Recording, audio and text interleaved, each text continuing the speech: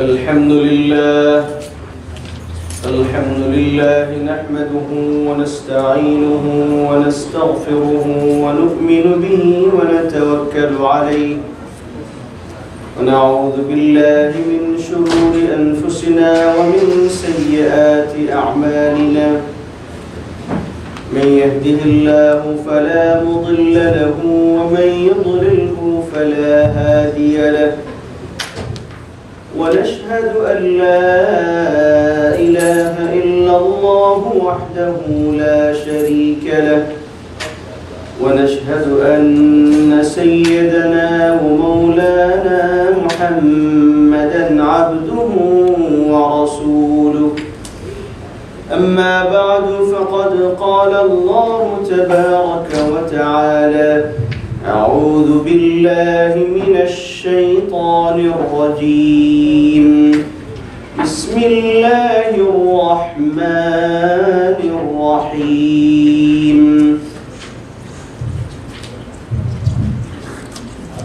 الحج أشهر معلومات فمن فرض فيهن الحج فلا رفث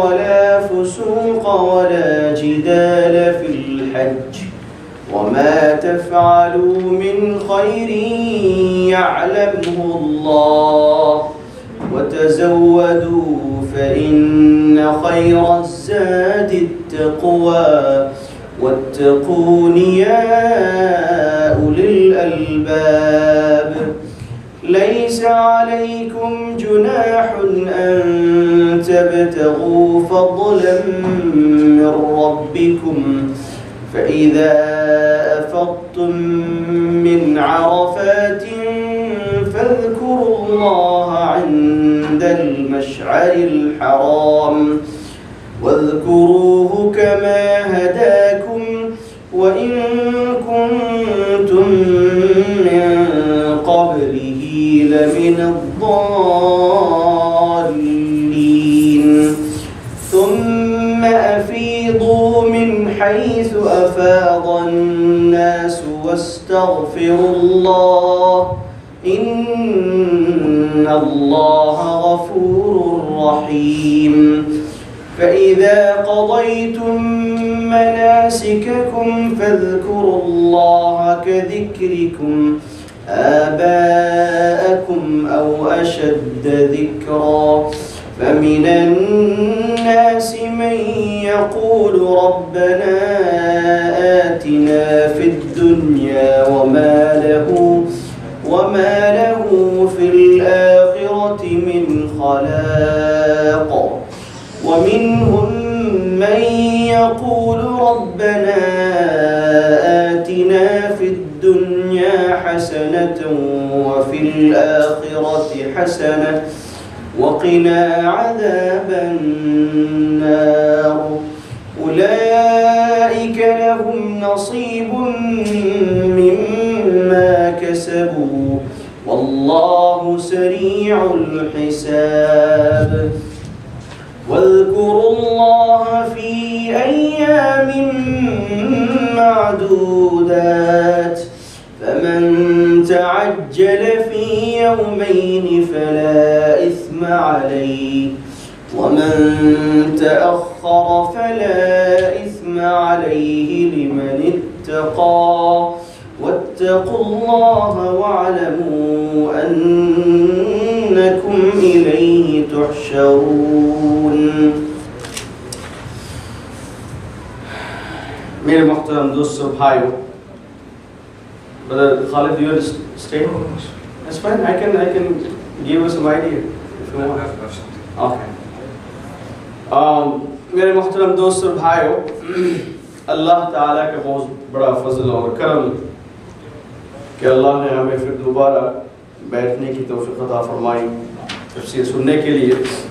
بات یہ چل رہی تھی کہ اللہ تعالیٰ کی طرف سے یہ حکم تھا کہ اگر کسی نے حج کو شروع کیا یا عمرہ کرنے کی نیت کی اور پھر اس کے بعد اس کے لیے ضروری یہ ہے کہ وہ حج کو پورا کرے اور عمرہ کو پورا کرے۔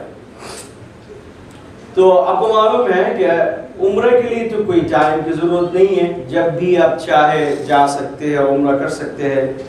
ہاں اگر وہاں پہ کوئی ریسٹرکشن ہے دوسری بات ہے، ویزا ایشو نہیں ہو رہا ہے دوسری بات، لیکن اللہ کی طرف سے کسی قسم کا وقت، کسی قسم کی ٹائمنگ کی پابندی نہیں ہے، جب چاہے آپ جا سکتے ہیں، آپ عمرہ کر سکتے ہیں۔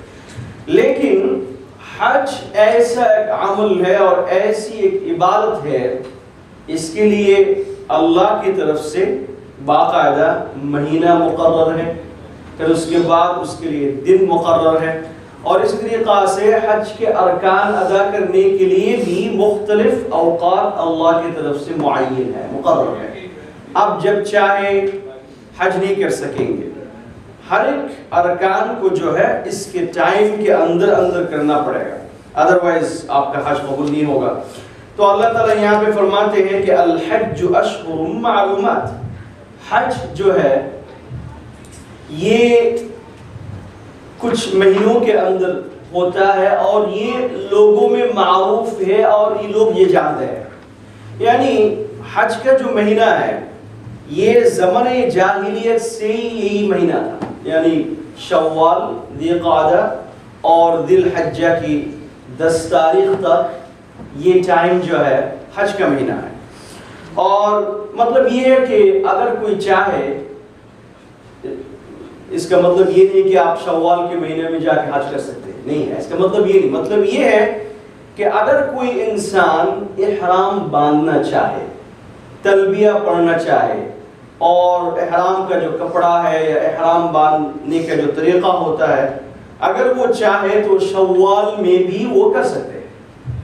اس لیے یہ سہولت ہے کہ آج کل تو الحمدللہ بڑی آسانی ہے حج پہ جانا، پلین میں بیٹھ جاتے ہیں، کئی گھنٹوں میں آپ پہنچ جاتے ہیں، لیکن اس یعنی زمانہ نبی علیہ السلام کے زمانہ میں اور اس کے بعد جو ہے اس وقت ٹیکنالوجی نہیں تھی، پلین نہیں تھی، تو اس وقت لوگ جو ہے نا 2-3 مہینے پہلے احرام باندھ کے روانہ ہو جاتے تھے جہاز میں۔ تو اس لیے اللہ کی طرف سے آپ کے لیے اجازت ہے کہ اگر آپ چاہیں تو شوال کا جو مہینہ ہے اس مہینے سے آپ احرام باندھ سکتے ہیں اور سفر کر سکتے ہیں۔ اور علماء اس میں اختلاف ہے کہ اگر کوئی آدمی چاہے شوال سے پہلے کرے تو چونکہ قرآن شریف کی آیت اس میں ہے تو اس لیے امام شافعی رحمۃ اللہ علیہ فرماتے ہیں کہ نہیں، بالکل نہیں کر سکتے، آپ کا حج نہیں ہوگا۔ لیکن امام ابو حنیفہ یہ فرماتے ہیں ہاں اگر آپ احرام باندھ لیں گے یعنی شوال سے پہلے تو یہ کراہت ہے آپ کے لیے، یہ مکروہ ہو جائے گا لیکن حج ہو جائے گا۔ خیر یہ اختلاف ہے، اس میں بھی ریزن ہے کیوں علماء یہ فرماتے ہیں، تو میں اس میں جانا نہیں چاہتا ہوں، صرف اتنی بات آپ سے میں عرض کرنا چاہتا ہوں کہ اگر کوئی چاہے تو شوال سے پہلے امام ابو حنیفہ کی رائے کے مطابق وہ احرام باندھ سکتے ہیں، لیکن وہ مکروہ ہے، اس لیے وہ ناجائز ہے۔ تو اس لیے آپ کو حج کا احرام باندھنا ہے تو شوال سے آپ باندھ سکتے ہیں۔ تو اللہ نے فرمایا الحج اشہر معلومات، کہ حج جو ہے ایک معین اور ایک مقرر مہینے میں حج ہوتا ہے اور یہ لوگوں میں مشہور ہے، شوال، ذی قعدہ اور ذی الحجہ کے 10 دن۔ پھر اللہ فرماتے ہیں فَمَن فَرَضَ فِيهِنَّ الْحَجَّ فَلَا رَفَثَ وَلَا فُسُوقَ وَلَا جِدَالَ فِي الْحَجِّ، جس نے حج اور حج کی نیت کی، فرض کر لیا اپنے اوپر، مطلب یہ ہے کہ اس نے تلبیہ پڑھی اور احرام باندھ لی، تو احرام باندھنے کے بعد اللہ نے فرماتے ہیں فَمَن فَرَضَ فِيهِنَّ الْحَجَّ، جس نے اپنے اوپر حج کو فرض کر لیا حج کے مہینے میں، فَلَا رَفَثَ وَلَا فُسُوقَ، اس کے لیے جائز نہیں ہے کہ اپنی وائف کے ساتھ ملے، یا وائف سے ملنے سے پہلے، ہم بستری کرنے سے پہلے جو باتیں ہوتی ہیں اس کے لیے جائز نہیں کہ اس قسم کی باتیں کرے۔ وَلَا فُسُوقَ، فسوق کا مطلب یہ ہوتا ہے کسی قسم کا گناہ، کوئی بھی قسم کا گناہ ہے وہ اس کے لیے جائز نہیں۔ وَلَا جِدَالَ فِي الْحَجِّ، جدال کا مطلب یہ ہے کسی کے ساتھ جھگڑا کرنا، کسی کے ساتھ آرگومنٹ میں مبتلا ہو جانا۔ تو وَلَا جِدَالَ فِي الْحَجِّ، اللہ فرماتے ہیں اس کے لیے اجازت نہیں ہے، اس کے لیے جائز نہیں ہے کہ وہ کسی قسم کے جھگڑا میں لگے۔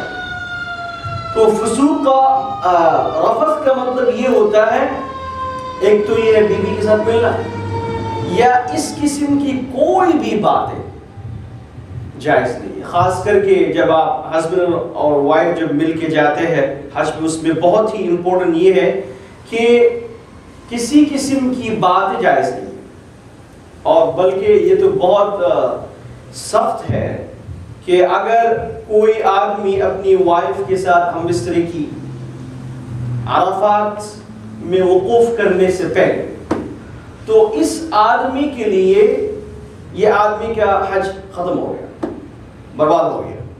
اور بعض حج کے ارکان میں تو اپنے اتنے یہ کام کر سکتے ہیں کہ اگر کوئی غلطی ہو گئی تو قربانی دے کے اس کو کچھ کر سکتے ہیں، لیکن اس عرفات کے میدان میں جانے سے پہلے، وقوف کرنے سے پہلے اگر ہسبینڈ وائف ایک ساتھ ہو گئی اور ہم بستری کی، تو اس میں حج ختم ہو گیا۔ اس کے لیے کیا ضروری ہے؟ ایک نمبر اس کے لیے تو ضروری یہ ہے کہ وہ قربانی دے، قربانی کرے، ایک گائے ذبح کرے یا بکرا ذبح کرے، اور پھر نیکسٹ ایئر اس کے لیے ضروری ہے کہ پھر حج کرے۔ اس سال وہ حج نہیں کر سکتا، حج کا کام ختم ہو گیا۔ تو اس لیے بہت سخت ہے اس سلسلے میں۔ فلا رفث ولا فسوق، رفث میں مطلب یہ ہے کہ ہم بستری ہے، اور اسی طریقہ سے ہم بستری کرنے سے پہلے جو باتیں ہوتی ہے ہسبینڈ اینڈ وائف کے آپس میں، یہ سارے کے سارے حرام ہیں۔ اشارتاً آپ کر سکتے ہیں لیکن کوئی الفاظ، کوئی ورڈ آپ نہیں کہہ سکتے۔ ولا فسوق، فسوق کا مطلب یہ ہوتا ہے کہ فسوق کا مطلب ہے خروج، دین کی جو شریعت کے جو احکام ہیں اس سے باہر نکل جانا۔ اور اس علماء لکھتے ہیں اس میں ہر قسم کا گناہ، جو بھی گناہ جو شریعت میں گناہ کی حیثیت سے شریعت کہتی ہے، ایسا کوئی کام آپ کے لیے یعنی احرام کی حالت میں جائز نہیں ہے۔ خاص کر کے یعنی احرام کی حالت میں جو کام کرنا منع ہے، شکار کرنا، اسی طریقہ سے جماع کرنا، یا اسی طریقہ سے اور یہ بہت ساری چیزیں ہوتی ہے کہ سر میں کچھ پہن لینا، ٹوپی پہن لینا، یا کچھ سر کا منوا لینا، یہ ساری چیزیں احرام کے اندر ناجائز نہیں کر سکتے۔ خاص کر کے یہ کام اگر کوئی کرے تو اس کے لیے جائز نہیں۔ وَلَا جِدَالَ فِي الْحَجِّ، اسی طریقہ سے اللہ نے فرمایا جدال، جھگڑا فساد۔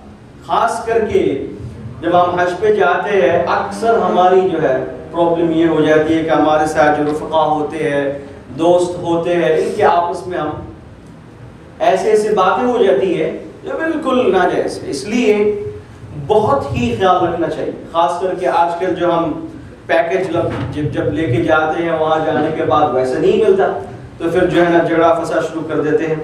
اور حج پہ لے جانے والے بھی یہ ایسے ہوتے ہیں کہ ان کا ایک موقع ملتا ہے کہ بھئی بات چیت تو نہیں کر سکتے، جھگڑا تو نہیں کر سکتے، جو بھی چاہو کرو، تو یہ دونوں کو طرف سے زیادتی ہوتی ہے۔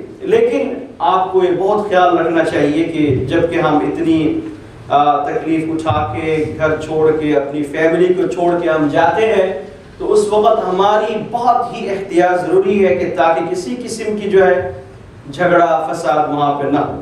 کہ اللہ نے یہاں پہ فرمایا، عجیب ہے آپ لوگ سمجھیں گے کہ نہیں، لیکن عربک میں یہ ہوتا ہے کہ اللہ کو یہ ورڈ استعمال کرنا چاہیے تھا، فلا یرفث ولا یفسق، کہ اس کو چاہیے کہ وہ بیوی کے ساتھ نہ ملے، اس کو چاہیے کہ وہ جھگڑا نہ کرے، لیکن اللہ نے فرمایا کہ حج پہ کسی قسم کا جھگڑا ہے ہی نہیں، نفی کا استعمال کیا۔ اس کا مطلب یہ ہے کہ اللہ یہ بتانا چاہتے ہیں کہ حج کے اندر جھگڑا کرنے کی کوئی تصور ہی نہیں سکتا، کوئی سوچ نہیں سکتا۔ حج کے اندر حج کے ٹائم میں، حج کے زمانہ میں بیوی کے ساتھ ملنا یا اس قسم کی باتیں کرنے کی تصور ہی نہیں ہو سکتا۔ اگر کسی کے اندر اس قسم کے تصور ہے، اس کا مطلب یہ کہ وہ جہاں صحیح نہیں ہے۔ پھر اللہ فرماتے ہیں وَمَا تَفْعَلُوا مِنْ خَيْرٍ يَعْلَمْهُ اللَّهُ، کہ تم میں سے جو اچھا عمل کرتا ہے، یعلمہ اللہ، اللہ کو معلوم ہے۔ اس لیے ایسا کبھی نہ ہو کہ حج پہ جانے کے بعد تم ایسا کوئی کام کر لو جس کی وجہ سے اللہ ناراض ہو جائے، اللہ کو معلوم ہے۔ ہم تم کسی جگہ پہ بیوی کے ساتھ مل لیا، کسی کے لوگوں کو پتہ نہیں، اللہ فرمایا نہیں، وما تفعلوا من خیر یعلم اللہ، کوئی اچھا کام تم کرتے ہو، کوئی برا کام تم کرتے ہو، اللہ سبحانہ و تعالیٰ کو سب معلوم، وما تفعلوا من خیر یعلم اللہ۔ پھر اللہ نے فرمایا وتزودوا فإن خیر الزاد التقوى۔ یہ آیات کی شان رسول یہ ہے کہ یمن کے کچھ لوگ ایسے تھے، یہ ہمیشہ یہ کہا کرتے تھے کہ ہم اللہ کے اوپر توکل کرتے ہیں، اور یہ لوگ جب حج کے لیے روانہ ہوتے تھے تو کوئی سامان کوئی چیز لے کے نہیں نکلتے، وہ یہ سمجھتے تھے کہ ہم اللہ کے گھر پہ جا رہے ہیں اور اللہ سبحانہ و تعالی ہمیں کھلائیں گے، اللہ سبحانہ و تعالی سے ہم مانگیں گے، اللہ دیں گے، تو اس لیے وہ توکل کرتے تھے، کہتے یہ سمجھتے تھے کہ یہ اللہ کی طرف، یہ اللہ کے اوپر توکل ہے اور اس لیے ہم کچھ لے کے نہیں جائیں۔ تو اللہ نے فرمایا یہ کس قسم کی توکل ہے؟ توکل کے خلاف ہے بالکل۔ یہ توکل کا مطلب یہ ہوتا ہے کہ دنیا میں جو سامان اور جو چیزیں اللہ نے ہمیں دی ہے یہ ساتھ میں لو، اور ساتھ میں لینے کے بعد پھر اس کے بعد تم یہ کہو کہ یہ سامان میرے لیے کافی نہیں ہے جب تک اللہ تعالیٰ اس کو ہمارے لیے کافی نہیں کرے۔ یقین تمہارا اللہ کے اوپر ہوگا لیکن سامان آپ کے ساتھ ہونا چاہیے۔ بلکہ اللہ نے یہ فرمایا، اور یہ لوگ یہ کیا کرتے تھے جب اس طریقہ سے سامان بغیر پیسے بغیر چلے جاتے تھے، پھر یہ لوگ جا کے جو ہے مکہ میں مدینہ میں جو ہے لوگوں سے پیسہ مانگتے تھے اور یہ سوال کرتے تھے۔ تو اللہ نے فرمایا یہ کس قسم کا تقویٰ ہے، یہ کس قسم کی توکل ہے؟ اس لیے نا ہم بعض دفعہ یہ سوچتے ہیں کہ توکل کا مطلب یہ ہوتا ہے کہ کوئی کام بھی کرنا نہیں چاہیے، کوئی جاب بھی نہیں کرنا چاہیے، یا کسی قسم کی جو ہے بزنس بھی کرنی چاہیے، سر بیٹھ رہو اللہ کھلائے گا۔ اس کا نام توکل نہیں ہے، اس کا نام توکل نہیں ہے۔ اگر ایسے ہی یہی توکل ہوتا تو نبی علیہ السلام کیوں بزنس کیوں کرتے تھے، یا صحابہ اکرام رضوان اللہ تعالی علیہم اجمعین کیوں جاب کرتے تھے، کیوں بزنس کرتے تھے؟ اس کا نام توکل نہیں۔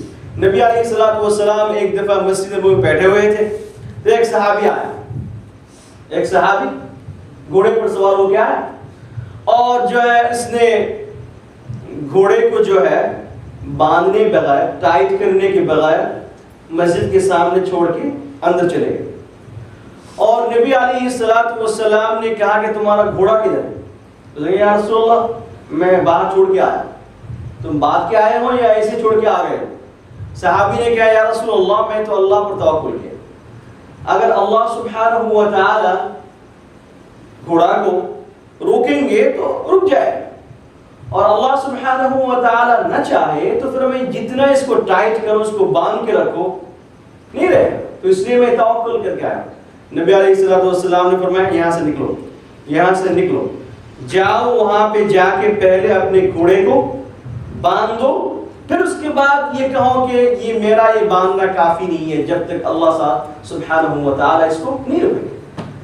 اس کا نام توکل نہیں۔ بعض دفعہ جو لوگ یہ سمجھتے ہیں نا کہ وہ کہتے رہتے ہیں کہ میں اللہ والا ہوں، میں اللہ کا ولی ہوں اور مجھے کام کی ضرورت نہیں، کچھ نہیں، دھوکہ بازی، دغا بازی، یہ توکل نہیں ہو سکتا۔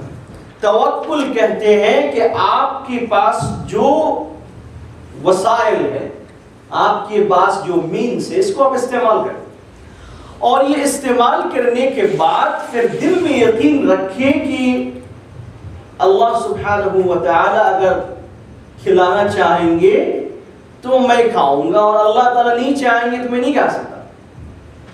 تو اس کو کہتے ہیں توکل۔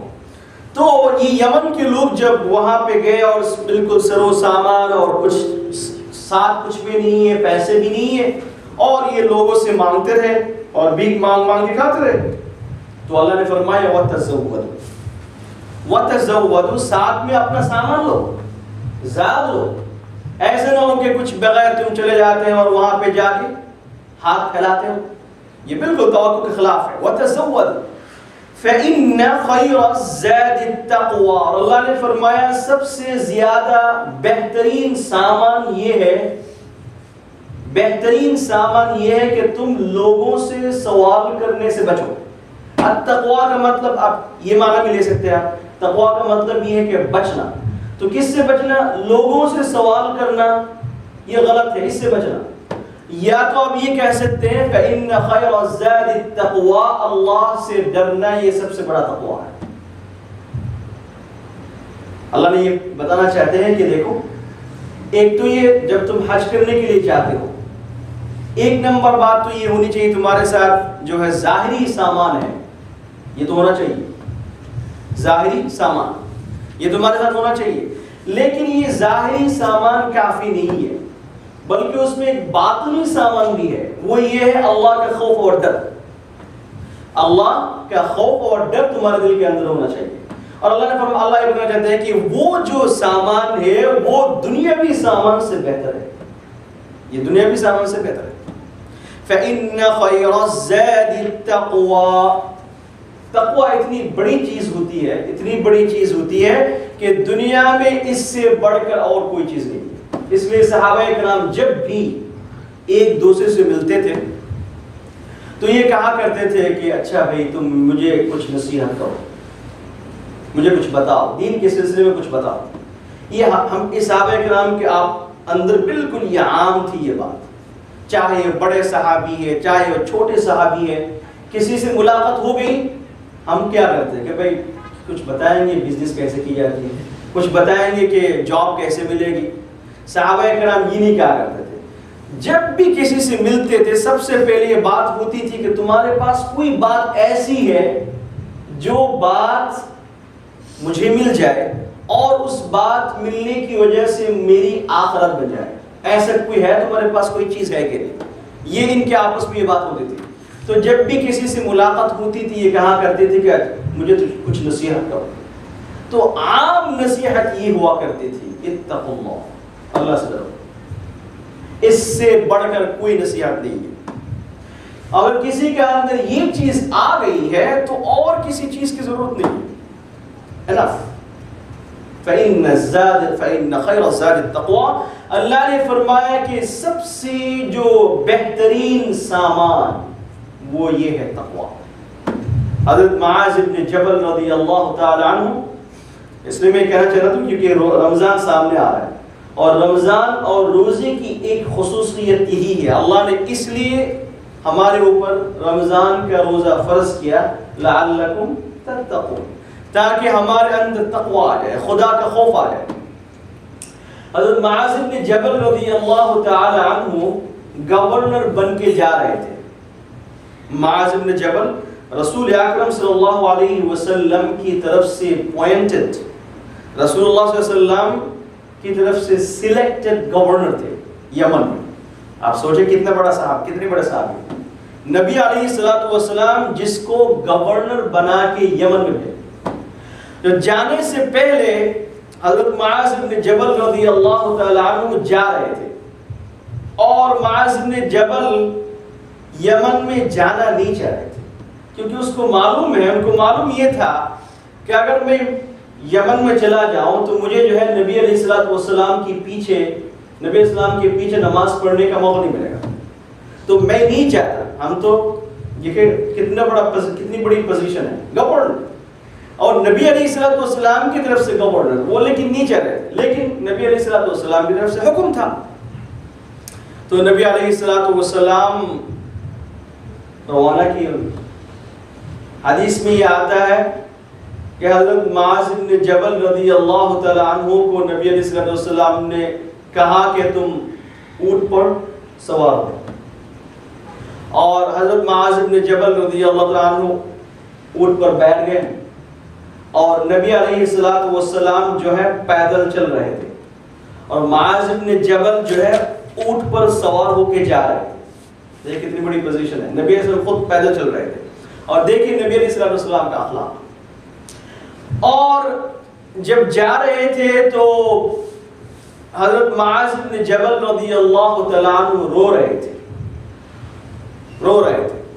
حدیث میں یہ آتا ہے، محدثین کرام لکھتے ہیں کہ جب نبی علیہ الصلوۃ والسلام یہ دیکھا کہ حضرت معاذ رو رہے، تو حضرت معاذ بن جبل رضی اللہ تعالی عنہ کی رونے کی وجہ سے حضرت رسول اکرم صلی اللہ علیہ وسلم بھی رو رہے تھے. اور محدثین کرام mention that رسول اللہ صلی اللہ علیہ وسلم کبھی اس طریقہ سے رویا نہیں. صرف ایک حضرت حمزہ رضی اللہ تعالیٰ عنہ جب شہید ہو گئے تھے اس وقت رو رہے تھے. تو حضرت معاذ بن جبل جب جا رہے تھے نبی علیہ السلام کی آنکھوں پر آنسو آ گئے اور نبی علیہ السلام نے جو ہے اپنا چہرہ مبارک کو دوسری طرف پھیر لیا. محدثین کرام لکھتے ہیں کہ نبی علیہ السلام کیوں منہ کو پھیر لیے. لکھتے ہیں کہ حضرت نبی علیہ السلام یہ سوچ رہے تھے کہ اگر معاذ کو پتہ چل گیا کہ میری آنکھ میں آنسو آ گئے تو معاذ برداشت کر نہیں پائیں گے، جس کی وجہ سے حضرت معاذ بن جبل رضی اللہ تعالیٰ عنہ سے چہرہ مبارک دوسری طرف پھیر لی اور فرمایا معاذ رو مت. ایک بات یاد رکھو، اگر تمہارے اندر تقوی ہے، اگر تمہارے اندر اللہ کا خوف اور ڈر ہے تو میں جتنا ہی دور میں ہوں، میں جتنا دور رہوں، اس میں تمہاری کوئی پریشانی کی بات نہیں ہے. میدان محشر میں تمہاری اور میری ملاقات ہو جائے گی. اور اگر تمہارے اندر تقوی نہیں ہے، خدا کا خوف نہیں ہے، اللہ کا حکم تمہارے اندر نہیں ہے، تو بات یاد رکھنا، تمہارا قبر اگر مدینہ منورہ میں بھی ہو میں تم سے بہت دور ہوں، کیونکہ تمہارے اندر تقوی نہیں ہے، اللہ کا خوف اور ڈر نہیں ہے. تو اس لیے تقوی کی بڑی اہمیت ہے، خدا کا خوف ہونا بہت ضروری ہے. اللہ فرماتے ہیں فَإِنَّ خَيْرَ الزَّادِ التَّقْوَى، سب سے اہم ترین جو سامان ہے جس کے بغیر تم نہیں چل سکتے، جو تمہارے لیے سب سے امپورٹنٹ ہے، وہ یہ ہے کہ خدا کا خوف تمہارے اندر آ جانا. اور اللہ نے فرمایا وَاتَّقُونِ، پھر اللہ نے فرمایا کہ مجھ سے ڈرو، وَاتَّقُونِ، مجھ سے ڈرو، یا اولی الالباب، اے عقل مندو. اگر تمہارے اندر عقل ہے، تمہارے اندر اگر سوچ، تمہارے اندر سمجھ ہے تو مجھ سے ڈرو اور کسی سے مت ڈرو، کیونکہ مجھ سے ڈرنا سب سے بڑا اہم عمل ہے، بہت بڑی عبادت ہے. اچھا، اب دوسری آیت میں اللہ فرماتے ہیں لَيْسَ عَلَيْكُمْ جُنَاحٌ أَن تَبْتَغُوا فَضْلًا مِّن رَّبِّكُمْ فَإِذَا أَفَضْتُم من عرفات فاذكروا الله عند المشعر الحرام. یہاں پہ اس کی شان نزول یہ ہے، آپ کو معلوم ہے کہ زمانہ جاہلیت میں لوگ جو ہے عبادت کو یا ہر چیز کو جو ہے ایک بزنس بنا کے رکھے تھے، ہر چیز کو. یہاں تک کہ حج کے موسم میں جو ہے یہ لوگ بہت بڑی بزنس کرتے تھے، اور عکاظ اور دوسرے بازاروں کے اندر جو ہے یہ لوگ بہت بڑی مارکیٹ ہوا کرتی تھی، تو اس میں جو ہے لوگ بہت بڑی بزنس کرتے تھے. اور جس طریقہ سے دوسرے رسومات کو بھی ان لوگوں نے عبادت بنا کے رکھے تھے، اسی طریقہ سے یہ بھی ان کے یہ سمجھتے تھے کہ یہ ہمارے لیے بہت بڑا موقع ہے، تو اس لیے یہ بہت بڑی بزنس ان کے لیے تھی. اور یہ حج کے موسم میں جو ہے بزنس کرتے تھے، یہاں تک کہ وہ حج کرنے کے لیے گئے اور حج کے دوران جو ہے یہ لوگ بزنس کرتے تھے. تو جب اسلام آیا اور نبی علیہ السلام نے صحابہ کرام کو یہ تمام رسومات سے بچائے اور نبی علیہ السلام نے فرمایا کہ تمہارے ساتھ غلط ہے، تو صحابہ کرام کے ذہن میں یہ بات بھی آئی کہ حج کے دوران جب ہم حج کرتے ہیں تو اس وقت ہمارے لیے حج کرنا بھی منع، ہمارے لیے بزنس کرنا بھی منع ہوگا، کیونکہ یہ تو زمانے جاہلیت میں ہوا کرتا تھا. تو ان کے ذہن میں یہ بات آئی. اللہ نے یہ فرمایا نہیں، اگر تم حج کرنے کے لیے گئے ہو اور تمہاری اصل نیت تو حج کرنا ہے، لیکن اس حج کے دوران میں اگر تم نے کچھ بزنس کر لیا، کچھ پیسے کما لیا تو جائز زمانہ کوئی منع نہیں. اس لیے اگر آپ یہاں سے گئے اور آپ کی نیت تو یہی ہے کہ آپ حج کریں، لیکن آپ وہاں جانے کے بعد کچھ سامان خرید لیا اور وہاں پہ جا کے کسی کو بیچ دیا، آپ نے کچھ پیسہ کما لیا اور آپ نے دیکھا کہ میری یہ ضرورت ہے، اس کے بغیر فیملی کو میں نہیں کر سکتا، تو آپ کے لیے اجازت ہے۔ اللہ فرماتے ہیں لیس علیکم جناح ان تبتغوا فضلا من ربکم، تمہارے لیے کوئی بری بات نہیں ہے، ان تبتغوا تلاش کرنا، کمائی کرنا، فضلا من ربکم تمہاری رب کی طرف سے کچھ فضل، فضل کا مطلب یہاں پہ روزی، اگر تم رب کی طرف سے کوئی کچھ روزی کما لی تو تمہارے لیے کوئی بری بات نہیں ہے۔ اس لیے علماء لکھتے ہیں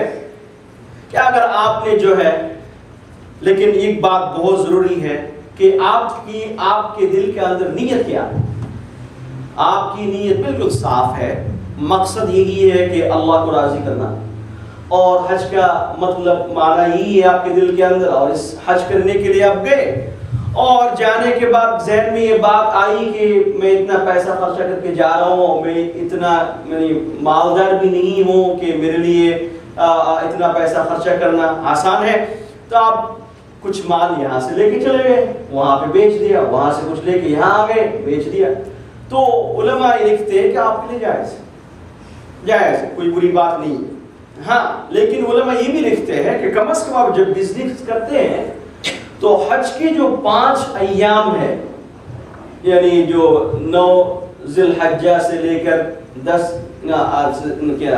8 ذی الحجہ سے لے کر پھر اس کے بعد جو ہے 12 ذی الحجہ تک، یہ جو ٹائم ہے ان دنوں میں آپ کچھ بزنس نہ کریں۔ باقی دنوں میں جب آپ مکہ میں ہوتے ہیں، مدینہ میں ہوتے ہیں، اگر آپ کو موقع مل گیا اور سوچتے ہیں کہ آپ کے اعمال میں کوئی پرابلم نہیں آئے گا تو پھر آپ کے لیے جائز ہے، آپ کریں، لیکن ضروری یہ ہے کہ آپ کی دل کی نیت صحیح ہونی چاہیے، دل میں صرف یہی نیت ہونی چاہیے کہ میں حج کرنے کے لیے جا رہا ہوں۔ ہاں باقی اگر آپ کر لیا تو اللہ نے یہاں فرماتے ہیں فَإِذَا فَلَيْسَ عَلَيْكُمْ جُنَاحٌ أَن تَبْتَغُوا فَضْلًا مِّن رَّبِّكُمْ، اللہ کی طرف سے فضل، اللہ کی طرف سے روزی اگر تمہیں کچھ مل گیا اور تم نے جو ہے کوئی چیز کما لی، مال کما لیا، جائز ہے تمہارے۔ تو اب یہاں پہ جو ورڈ اللہ نے استعمال کیا لیس علیکم جناح، کہ تمہارے لیے کوئی بری بات نہیں، مطلب یہ نہیں، اس کا مطلب یہ ہے کہ اگر تم کرنا چاہو تو کچھ تو کر سکتے ہو، لیکن اگر تم اس سے بچو تو تمہارے لیے بہتر ہے۔ اگر تم بچنا چاہو تو یہ تمہارے لیے اور بہتر ہے، لیکن کوئی گناہ نہیں ہے۔ تو جناح کا مطلب ہوتا ہے گناہ، کہ تمہارے لیے کوئی گناہ نہیں ہے اگر تم پیسہ کما لی یا تم نے روزی کما لی تو تمہارے لیے کوئی گناہ نہیں ہے، اللہ تعالیٰ اس سے آپ ناراض نہیں ہوں گے۔ اس لیے آپ دیکھیں گے بعض لوگ جو ہے یوزلی جو لوگ بزنس کی نیت سے جاتے ہیں وہ احرام باندھ کے پانی بیچ رہا ہے، یہ کر رہا ہے، اس کا مطلب یہ ہے کہ وہ اس کی تلاشی میں ہے کہ مجھے کب پیسہ ملے، اور ان کو معلوم ہے کہ یہ 5 ایام میں، یہ 5 دنوں کے اندر زیادہ بزنس ہوتی ہے، تو اس لیے جو ہے نا وہ بزنس اسی وقت کرتے ہیں۔ اس لیے بعض علماء لکھتے ہیں کہ نہیں، یہ جو 5 دن ہے ان دنوں میں تم بزنس نہ کرو، نہ یہ ناجائز زمانہ، باقی جو دن ہے اس پہ تم بزنس کر سکتے ہو۔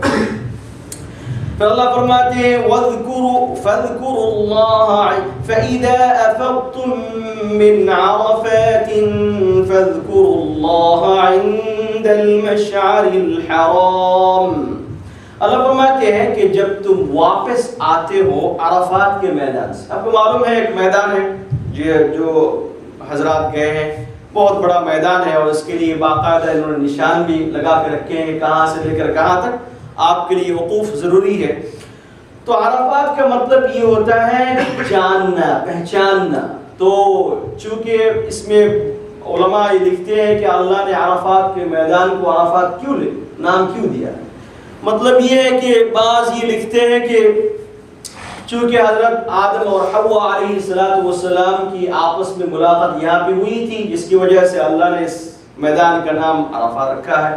بعض یہ لکھتے ہیں کہ اس میدان میں جانے کے بعد چونکہ اس میدان میں ٹھہرنا، وقوف کرنا اتنی بڑی عبادت ہے، جس عبادت کے ذریعہ اللہ تعالیٰ کا پہچان ہو جاتا ہے، اللہ تعالیٰ کی پہچان ہو جاتے ہیں، اور اللہ سبحانہ و تعالیٰ کے قریب ہو جاتے ہیں انسان، جس کی وجہ سے اس کا نام عرفات ہے۔ بعض یہ لکھتے ہیں کہ چونکہ یہاں پہ آپس میں مسلمان ایک دوسرے سے ملتے ہیں، جس سے کیا ایک دوسرے کی پہچان ہوتی ہے، جس کی وجہ سے عرفات کا میدان عرفات رکھا ہوا ہے۔ اللہ ہی معلوم کیا ہے اس کے پیچھے، لیکن یہ مفسرین کرام یہ سب ریزن بتائے کہ عرفات کا نام اس لیے رکھا ہے۔ تو اللہ فرماتے ہیں فَإِذَا أَفَضْتُم مِّنْ عَرَفَاتٍ، جب تم عرفات کے میدان سے واپس آتے ہو، فَاذْكُرُوا اللَّهَ، تو تم اللہ تعالیٰ کو یاد کرو۔ کہاں؟ عند المشعر الحرام، مشعر حرام کے قریب۔ مشعر حرام کا مطلب کیا ہے؟ مزدلفہ میں ایک پہاڑ ہے، مزدلفہ میں جہاں پہ ہم عرفات کے میدان سے فارغ ہوتے ہیں اور وہاں مزدلفہ میں جا کے رات میں ٹھہرتے ہیں، تو اس مزدلفہ میں ایک پہاڑ ہے، اس پہاڑ کا نام ہے، اس پہاڑ کو کہتے ہیں مشعر حرام۔ مشعر کا مطلب دین کی علامت، مشعر کا مطلب علامت ہے، نشان ہے، اور حرام کا مطلب ہوتا ہے محترم۔ یہ نشانی جو ہے بہت ہی محترم نشانی ہے، اس کو کہتے ہیں، اس پہاڑ کو کہتے ہیں مشعر حرام۔ اب جب جائیں گے وہاں دیکھیں گے وہ پہاڑ ہے، لوگ وہاں بعض دفعہ دیکھیں گے لوگ وہاں پہ بیٹھے رہتے ہیں، چڑھتے ہیں وہاں پہ، تو اس پہاڑ کا نام ہے مشعر حرام۔ اس کے چاروں طرف، اس کے قریب جو ہے مزدلفہ میں لوگ جو ہے رات میں ٹھہرتے ہیں، اور اس رات میں وہاں پہ ٹھہرنا یہ واجب ہے، حجاج کرام کے لیے وہاں پہ ٹھہرنا یہ واجب ہے۔ اگر کوئی آدمی وہاں پہ نہیں ٹھہرا تو اس کے اوپر دم واجب ہو جائے، قربانی کرنا پڑے گا۔ تو اللہ تعالیٰ فرماتے ہیں یہاں پہ فَاذْكُرُوا اللَّهَ عِنْدَ الْمَشْعَرِ الْحَرَامِ، تم وہاں پہ جو ہے اللہ کو یاد کرو۔ اس لیے علماء یہ لکھتے ہیں کہ مزدلفہ کی جو رات ہوتی ہے وہ رات حجاج کرام کے لیے اتنی بڑی امپورٹنٹ رات ہوتی ہے، جس طریقہ سے شب قدر ہے۔ شب قدر ہے حجاج کرام کے لیے وہ رات شب قدر کے برابر ہے۔ جس طریقہ سے ایک آدمی اگر شب قدر کی رات میں دعا کر اللہ قبول کرتے ہیں، حدیث میں یہ بھی آتا ہے کہ نبی علیہ السلام نے بہت دعائیں کی عرفات کے میدان میں اور ایک دعا قبول نہیں ہوئی۔ فائنلی نبی علیہ السلام مزدلفہ میں آئے اور وہاں پہ دعا کی اور اللہ نے وہ دعا بھی قبول کر۔ تو اس لیے مزدلفہ ایسی ایک جگہ ہے جہاں پہ دعا قبول ہوتی ہے، اور وہ حجاج کرام کے لیے شب قدر کی طرح ہے۔ تو اس لیے جب بھی آپ جائیں تو اس کی جو ہے آپ قدر کریں۔ بعض لوگ کیا کرتے ہیں، چونکہ عرفات کے میدان میں بہت اذکار کرتے ہیں، عبادت کرتے ہیں، تھک جاتے ہیں، پھر آ کے یہاں پہ سو جاتے ہیں۔ اور اس میں ایک اور بھی عجیب اور غریب عبادت یہ ہے کہ آپ کو معلوم ہے اللہ نے فرمایا ان الصلاۃ کانت علی المؤمنین کتابا موقوتا، کہ ہر نماز کے لیے جو ہے ایک وقت ہوتا ہے۔ مغرب کی نماز مغرب کے وقت پڑھنا چاہیے، عشاء کی نماز عشاء کے وقت پڑھنا چاہیے، لیکن اللہ کی طرف سے ایک بہت بڑا حکم وہاں پہ یہ ہے کہ تم جو ہے عشاء اور مغرب کی نماز عشاء کے وقت ایک ساتھ میں پڑھو۔ اس لیے اگر کوئی آدمی جو ہے مغرب کی نماز اس دن مغرب کے وقت میں پڑھے اور عشاء کی نماز مزدلفہ میں جا کے پڑھے، اس کی نماز نہیں ہوگی۔ اللہ نے یہ فرمایا کہ تم مغرب کی نماز اپنے وقت پر نہ پڑھو، بلکہ عشاء کے وقت مزدلفہ میں پہنچنے کے بعد عشاء اور مغرب کی نماز ایک ساتھ میں پڑھو۔ اللہ نے فرمایا فَاذْكُرُوا اللَّهَ، یہ اللہ کی یاد ہے۔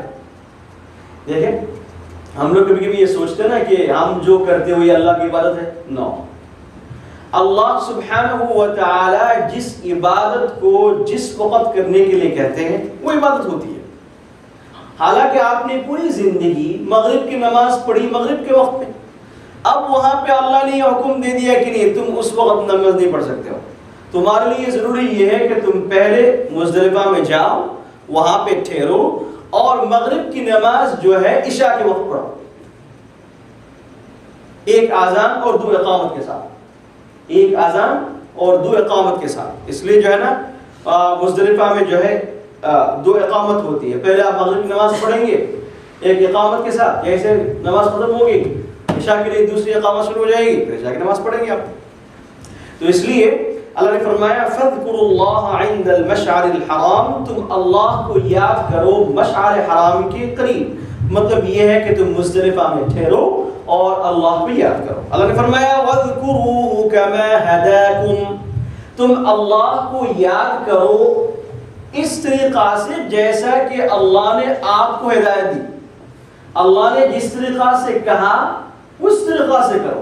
وجہ یہ ہے کہ چونکہ مغرب کی نماز مغرب کے وقت پڑھنی چاہیے، اللہ نے فرمایا کہ آج مغرب کی نماز تم تمہارے اپنے حساب سے نہیں پڑھ سکتے ہو. آج تم مغرب کی نماز پڑھو گی جس طریقہ سے میں کہتا ہوں، وَاذْكُرُوهُ كَمَا هَدَاكُمْ، جس طریقہ سے میں نے تمہیں کہا، ہدایت دی، جس طریقہ سے میں نے رہنمائی کی، اس طریقہ سے اللہ کو یاد کرو. اس لیے مفسرین کرام محدثین کرام لکھتے ہیں کہ عبادت میں کسی قسم کا اپنا اختیار نہیں. آپ اگر چاہے کہ میں نفل نماز اتنی پڑھ لو، بعض دفعہ ایسے لوگ کرتے ہیں کہ معراج کی رات میں، شب معراج میں آ کے اتنی نمازیں پڑھی، اتنی نمازیں پڑھی، فائدہ کیا؟ جبکہ آپ اس نیت سے کر رہے ہیں کہ یہ اللہ کی طرف سے عبادت ہے اور اللہ کی طرف سے اس قسم کی کوئی عبادت نہیں ہے. آپ بعض دفعہ لوگ یہ کہتے ہیں کہ اگر میں نے نفل نماز پڑھ لی تو برائی کیا ہو؟ برائی تو کچھ نہیں ہوئی، آپ نے تو نماز ہی پڑھی ہے. ایسے تو کوئی نہیں کام کیا کہ کسی کو گالیاں دیں یا کچھ کیا آپ نے، گناہ کا کام تو نہیں ہے. لیکن اللہ یہ فرماتے ہیں وَاذْكُرُوهُ كَمَا هَدَاكُمْ، کہ تم اگر چاہتے ہو اور یہ سمجھتے ہو کہ کوئی عبادت ہے، وہ عبادت نہیں ہے جب تک میری طرف سے یہ کہا جاتا ہے کہ یہ عبادت ہے تو وہ عبادت ہے. اس لیے نفل نماز آپ نے، اس لیے علماء یہ لکھتے ہیں نا کہ آپ مغرب کی نماز جو ہے آپ جو ہے ایسا سوچ رہے کہ میں جو ہے 1 گھنٹہ پہلے پڑھ لو، نہیں کر سکتے. فجر کی نماز آپ کہیں گے میں جو ہے نا 5 بجے وقت ہوتا ہے، میں 6 بجے پڑھو یا 6-7 o'clock پڑھو، نہیں کر سکتے آپ. وجہ کیا؟ اس میں اللہ کا حکم نہیں ہے. اس لیے عبادت اس وقت عبادت بنتی ہے جب اس میں اللہ کا حکم ہوتا ہے. وَاذْكُرُوهُ كَمَا هَدَاكُمْ، اللہ فرماتے ہیں اللہ کو یاد کرو جس طریقہ سے اللہ نے تمہیں رہنمائی کی. یعنی شریعت کے مطابق، سنت کے مطابق آپ کو عبادت کرنی پڑے گی. اگر آپ اس کے بغیر نہیں کریں گے تو آپ کی عبادت نہیں ہوگی، وہ عبادت نہیں بنے گی، وہ کچھ اور بنے گی. پھر اللہ فرماتے ہیں وَإِن كُنتُم مِّن قَبْلِهِ لَمِنَ الضَّالِّينَ، اللہ فرماتے ہیں کہ تم اس سے پہلے تم گمراہ تھے، تمہیں کچھ نہیں پتا تھا، تمہیں یہ معلوم نہیں تھا کہ مزدلفہ میں تمہیں مغرب اور عشاء کی نماز ایک ساتھ پڑھنی پڑے گی، تمہیں معلوم نہیں تھا. اور اس طرح تمہیں یہ بات معلوم نہیں تھی کہ عرفات کے میدان میں ظہر اور عصر کی نماز ظہر کے وقت پڑھنی پڑے گی، تمہیں معلوم نہیں تھا. میں نے تمہیں ہدایت دی اور میں نے اپنی رضامندی اس کے اندر رکھی. تو اس علامت ہے وَإِن كُنتُم مِّن قَبْلِهِ لَمِنَ الضَّالِّينَ، یہ تم اس سے پہلے اس سے غافل تھے، بالکل تمہیں کچھ نہیں پتا تھا. دوسری آیت میں اللہ فرماتے ہیں ثُمَّ أَفِيضُوا مِنْ حَيْثُ أَفَاضَ النَّاسُ وَاسْتَغْفِرُوا اللَّهَ إِنَّ اللَّهَ غَفُورٌ رَحِيمٌ. جب لوگ واپس آتے ہیں تم بھی واپس آ جاؤ جہاں پہ لوگ واپس آتے ہیں. مطلب یہ ہے کہ زمانہ جاہلیت میں آپ کو معلوم ہے کہ عرفات کے میدان میں ٹھہرنا یہ فرض ہے. اگر کوئی انسان، کوئی آدمی، کوئی مسلمان عرفات کے میدان میں نہ ٹھہرے تو اس کا حج نہیں ہوگا، کیونکہ عرفات، وقوف عرفہ ہے حج کی روح، بہت بڑا ارکان، رکن ہے. زمانہ جاہلیت میں جو مکہ میں جو بڑے بڑے لیڈر ہوا کرتے تھے وہ اپنا شان ظاہر کرنے کے لیے، اپنے آپ کو بڑا سمجھانے کے لیے یہ کہا کرتے تھے کہ دیکھو عرفات کے میدان میں ٹھہرنا یہ ہمارے لیے نہیں ہے، کیونکہ عرفات کا جو میدان ہے یہ حرم سے باہر ہے، حرم سے باہر ہے، اور مزدلفہ جو ہے یہ حرم کے اندر ہے. حرم کا جو یہ ہے ایریا ہے اس میں عرفات کا میدان نہیں آتا. تو عرفات کا میدان حرم سے باہر ہے، لیکن مزدلفہ جو ہے وہ حرم کے اندر ہے۔ تو یہ بڑے بڑے رؤساء اور بڑے بڑے جو لیڈر تھے، یہ چونکہ کعبہ کے متولی تھے اور کعبہ کی جو ہے ٹیک کیئر کرتے تھے، اور یہ سمجھتے تھے کہ ہم بہت بڑے لوگ ہیں، اور ہمارے لیے حج کے موسم میں بھی حرم سے باہر کسی جگہ پہ ٹھہرنا ہمارے لیے مناسب نہیں، ہمارے لیے جائز نہیں ہے۔ اس لیے کہ یہ سمجھتے تھے کہ یہ نارمل لوگ ہیں اور یہ عرفات کے میدان میں ٹھہرتے ہیں، ہم وہاں کیسے ٹھہریں گے؟ تو ہماری پوزیشن کے خلاف ہی ہم نہیں ٹھہر سکتے۔ تو اس لیے انہوں نے یہ بات نکالی اور یہ کہا کرتے تھے کہ یہ اللہ کی طرف سے ہمیں یہ حکم ہے کہ ہم عرفات کے میدان میں نہیں جائیں گے، ہم مزدلفہ میں ٹھہریں گے۔ تو جب عرفات کے میدان میں ٹھہرنے کا وقت ہوتا تھا تو یہ لوگ عرفات کے میدان میں نہیں ٹھہرتے تھے بلکہ مزدلفہ میں ٹھہرتے تھے۔ کیوں؟ کہ ہم بڑے ہیں۔ کبر کتنا دیکھیں آپ، اپنے اندر بڑائی کتنی ہے۔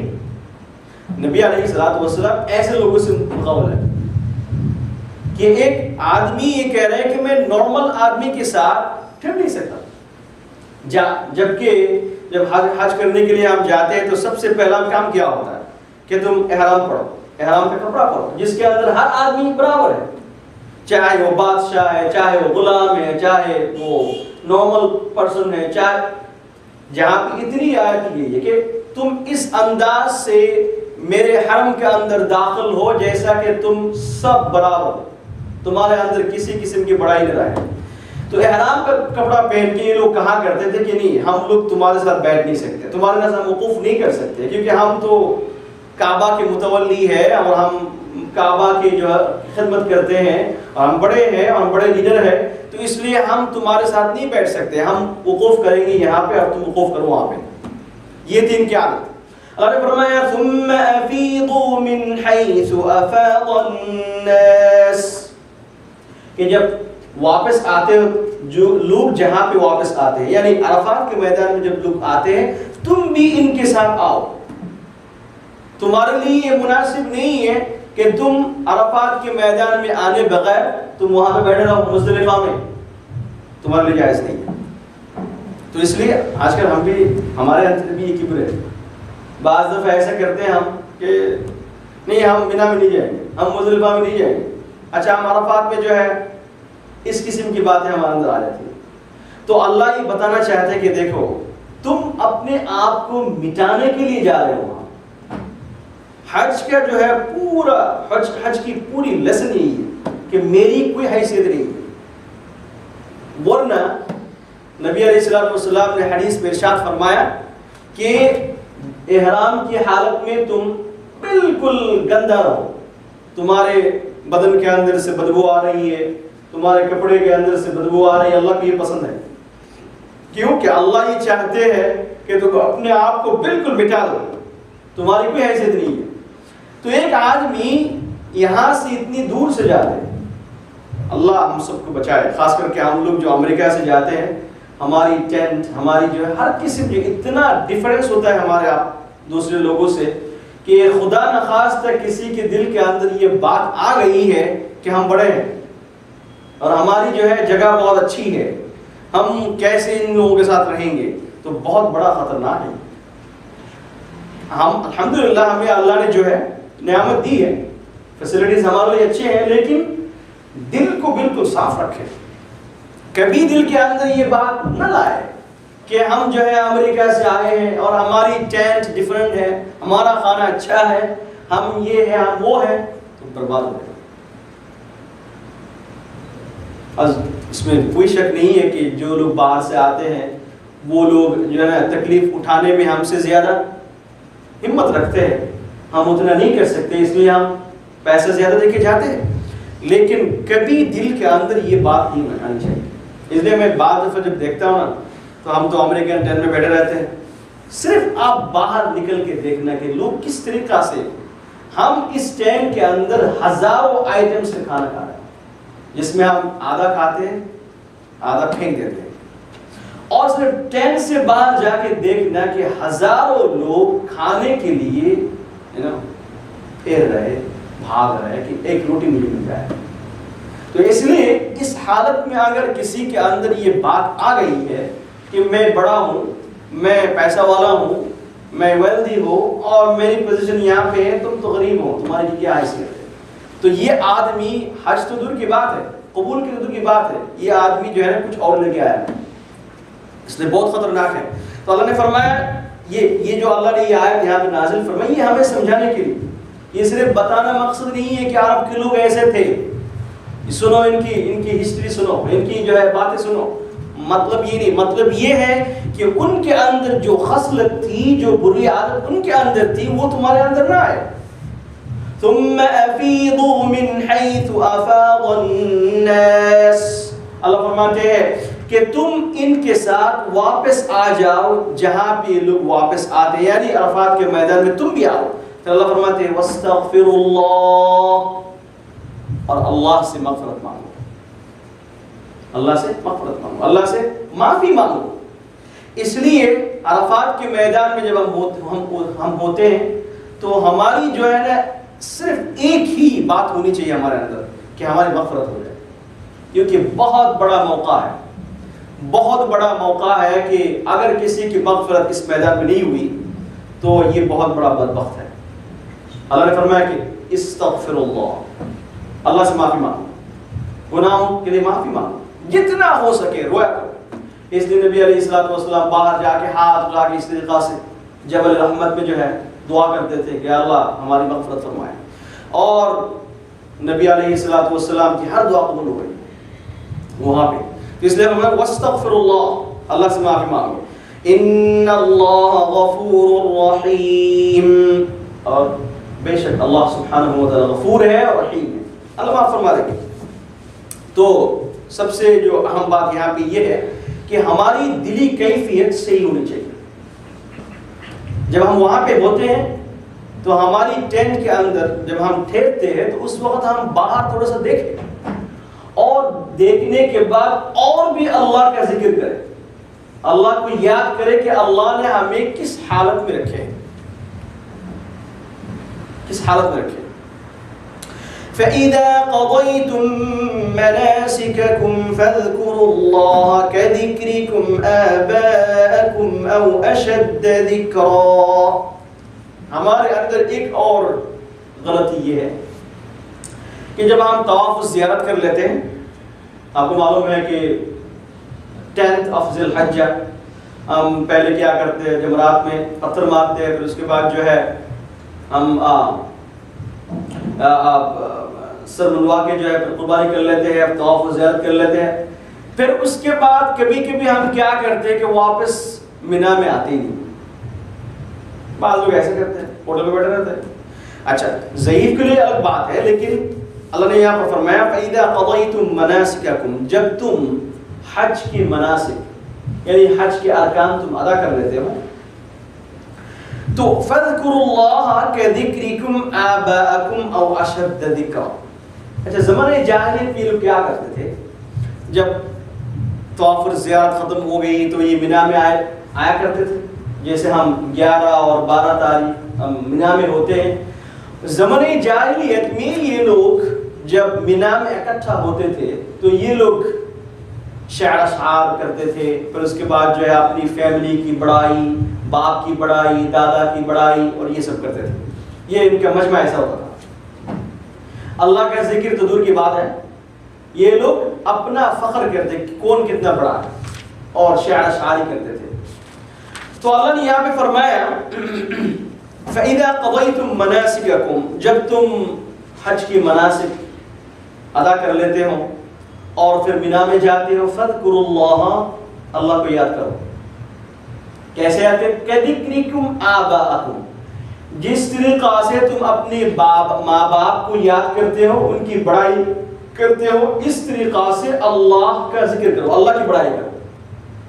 او اشد ذکرا، بلکہ جس طریقہ سے تم اپنی ماں باپ آبا و اجداد کی جو ہے باتیں کرتے ہو، ان کی جو ہے ریممبرنس کرتے ہو، اس سے بھی زیادہ اللہ سبحانہ و تعالیٰ کو یاد کرتے، یہ ہمارے لیے ضروری ہے۔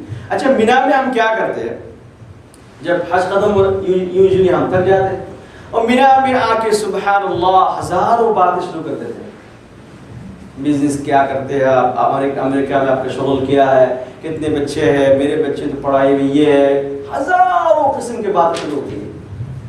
اللہ نے یہاں فرمایا کہ ذکر فذکر اللہ, یہ تمہارے لیے بہت اہم وقت ہے. ایسا نہیں ہے کہ تمہارا آج ختم ہو گیا. یہ مینا میں تم ٹھہرو اور اللہ کو یاد کرو, جتنا ہو سکے اللہ کو یاد کرو, ذکر اذکار کرو, تلاوت کرو, نفل نماز پڑھو, پھر اس کے بعد جو ہے دعوت تبلیغ کرو, لوگوں کو سمجھاؤ. نبی علیہ الصلوۃ والسلام مینا میں جو ہے لوگوں کو تبلیغ کرتے تھے. جو لوگ باہر سے آتے تھے, اس وقت کفار بھی تو وہاں پہ حج کرتے تھے نا, جب نبی علیہ الصلوۃ والسلام نبی بننے کے بعد, تو کفار کو جو ہے نبی علیہ الصلوۃ والسلام اس وقت اسلام کی دعوت دیا کرتے تھے. تو اس لیے یہ بہت اہم عمل ہے مینا میں کہ آپ دعوت کا کام کریں, لوگوں کو سمجھائے. بعض لوگ ایسے ہیں کہ حج کرنے کے لیے تو چلے گئے لیکن دینی سمجھ نہیں ہے, دینی سمجھ نہیں ہے. ان کو سمجھائے, ان کو دین سمجھائے, تاکہ وہ واپس آنے کے بعد یہ بھی بات کریں ان کے سامنے کہ تم حج کرنے کے لیے آئے ہو اور حج کے بعد تمہاری زندگی بدل جائے, تمہارے اندر چینجز آئے. اس کی تشکیل آپ کریں, خامخواہ باتیں نہ کریں. تو اللہ نے فرمایا کہ جب تم مینا میں ٹھہرتے ہو تو اس وقت تمہاری جو ہے نا, تمہارا کام صرف ذکر اذکار ہونا چاہیے. ہاں بعض دفعہ آپ تھک جاتے ہیں, قرآن شریف پڑھ کے تھک گئے تو کچھ اور کام کریں, اور قرآن شریف پڑھنے کے بعد دوسرا ذکر اذکار کیا, تھک گئے تو دینی باتیں سنیں, علماء کے ساتھ بیٹھ جائیں, بتائیں کہ ہمیں کچھ نصیحت کریں. لیکن آپ کا کوئی سیکنڈ اور منٹ جو ہے کوئی دنیاوی کام میں خرچ نہ. اللہ نے فرمایا کہ ذکرکم آباءکم, آپ سمجھے جب آپ اپنی فیملی کے لیے باتیں کرتے ہیں لوگوں کے سامنے تو کس طریقے سے باتیں کرتے ہیں, ہر چیز کھول کھول کے باتیں کرتے ہیں کہ میرا بیٹا ایسا ہے, پڑھائی میں ایسے, وہ یہ کرتا ہے, وہ کرتا ہے. تو ہر چیز آپ جو ہے کھول کھول کر بیان کرتے ہیں. اللہ فرمایا کہ دیکھو جس طریقہ سے تم اپنی فیملی کے بارے میں, اپنے بارے میں اتنی باتیں کرتے ہو, اس سے بھی زیادہ میری باتیں کرو. کہ ذکرکم آباءکم او اشد ذکرا, اس اشد کا مطلب ہے کہ اس سے بھی اور زیادہ میری باتیں کرو, میرا ذکر اذکار کرو. فَمِنَ النَّاسِ مَن يَقُولُ رَبَّنَا آتِنَا فِي الدُّنْيَا وَمَا لَهُ فِي الْآخِرَةِ مِنْ خَلَاقٍ. پھر اللہ فرماتے ہیں کہ مینا کے میدان میں یا عرفات کے میدان میں جب یہ لوگ جاتے ہیں تو دنیا دار لوگ کیسے دعا کرتے ہیں. اللہ نے یہاں پہ بیان فرمایا کہ ایک دنیا دار جب عرفات کے میدان میں جاتا ہے اور مزدلفہ میں جاتے ہیں, مینا میں جاتا ہے جہاں پہ دعا قبول ہونے کی جگہ ہے, یہ دنیا دار کی دعا کیسے ہوتی ہے, اور ایک آدمی جس کے اندر آخرت کی فکر ہوتی ہے اس کی دعا کیسے ہوتی ہے. عجیب غریب آیت ہے یہ.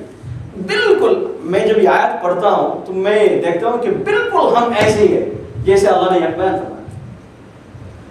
جب ہم جاتے ہیں عرفات کے میدان میں دعا کس لیے کرتے ہیں, سب سے پہلے ہم دعا کرتے ہیں کہ میری بزنس اچھی ہو جائے, یا میری جاب جو ہے اچھی ہو جائے, یا دنیاوی ریلیٹڈ چیزوں کے بارے میں ہم دعا کرتے ہیں. سب سے پہلے یہ بات,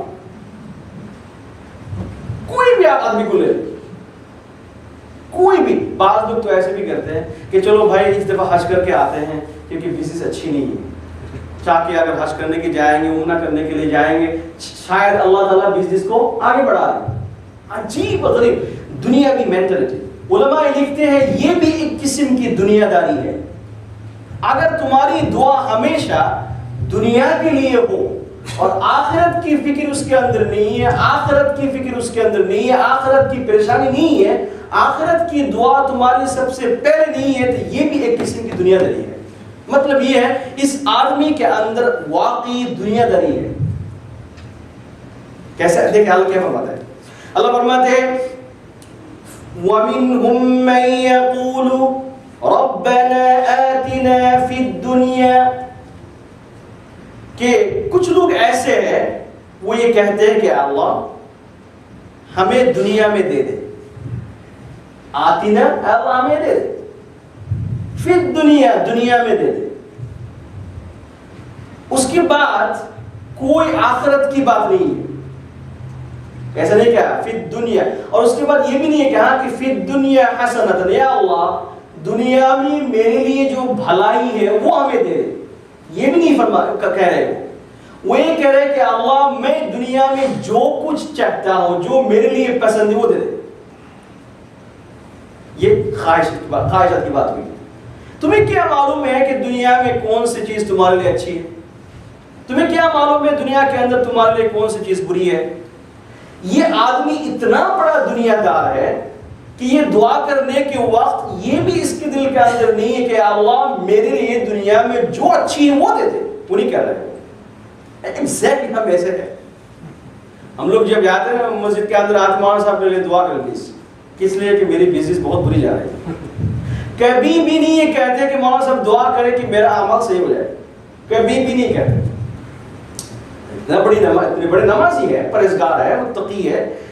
دنیا داری ہمارے اندر اتنی چھا گئی ہے کہ یہاں تک کہ جب اللہ سے دعا مانگتے ہیں اس وقت بھی دنیا داری ہوتی ہے، اور کچھ نہیں ہوتی، اور کچھ نہیں ہوتی.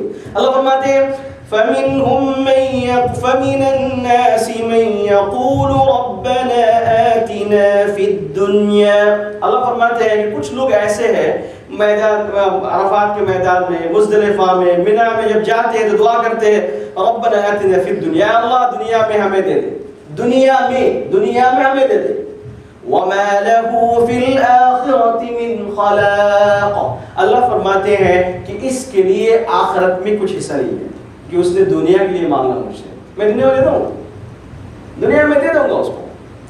لیکن یہ آدمی اتنا کم بخت ہے، اس کو پتہ نہیں ہے کہ دنیا تو کچھ بھی نہیں ہے، یہ دنیا کسی کام کا نہیں ہے.